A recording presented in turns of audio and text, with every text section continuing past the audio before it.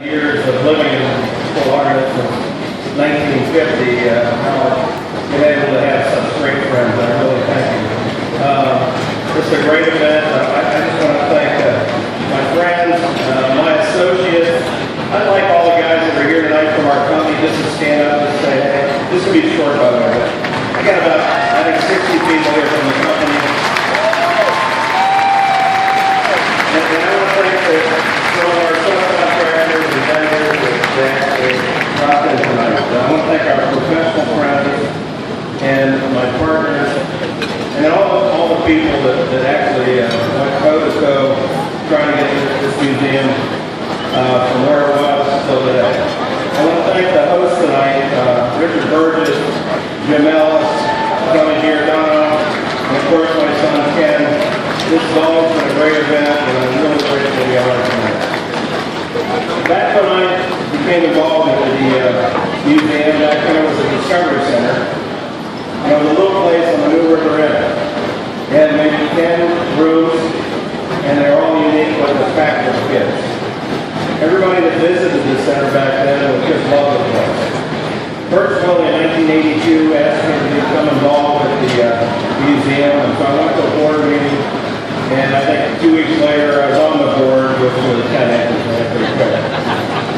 But back then the lifeblood of this community or this association was just a very small group of people. Julie Ebner, Dan Crocker, Bert Willie, Austin Foreman, Jim Blosser, and Pete Cobb were like the core. But the driving force behind this was a lady by the name of Kim Mayer. And she was bound and determined to take that little museum into something that was really big. The desire to build a new center was strong, and we brought on some young whippersnappers back then, like people like Pete Kenneth, who you met, Steve Alamos, Ned Allen, Tom Gruber, Barbara Grevier, and Bob Kenneth, and Ray Rodriguez. And once we got those guys on the board, we were off and running to build a world-class museum. We also went to our political friends, and Tom Gustafson and Jim Scott, who were instrumental in securing some of the funding that we needed, especially going after some of the remnants of the old Florida Aquarium. Of course, the guy that made all of these things happen in Prairie County, the first guy that stepped up to the plate with a $2 million gift was Wayne Heidegger.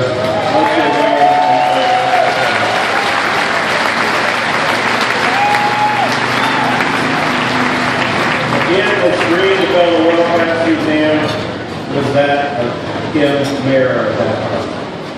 We suffered through some tough times, and then a brand new set of volunteers came in, and basically I think brought us out of the ashes.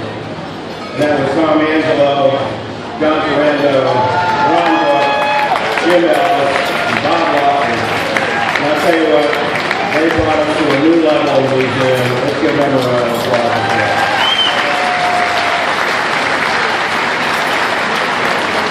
This gala became the event of the year to go to. Year after year, we've set new fundraising goals. And then, with the catalyst of this, we were able to launch a new campaign for what I think was a world-class expansion, led by Pete Caney and the fundraising efforts. And again, I think we rose to the occasion and built an unbelievable facility here.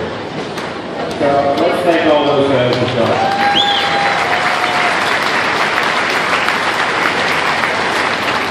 I want to thank the old guard, the new guard, and now the future guard, who hasn't let this place rest, and now there's new initiatives on the board to make this even a special place.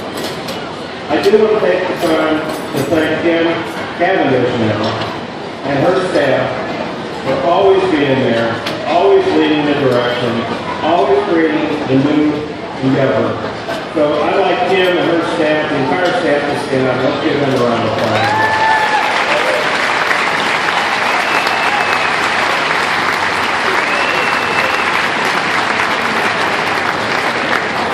And then in closing, I want to thank my family for always being there. I drag them everywhere. I think we've got 5 different awards this week alone that they've always been behind me. My wife, Jamie, my daughter Teresa, and her fiance Eric,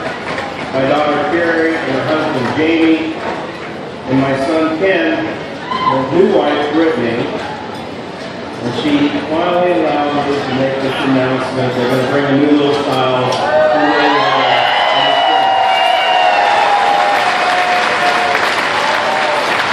So again, thank you very much for this honor. This is a great place. Thanks to my friends being here. Thanks to my people who work with us being here. And I thank you very much. Thank you.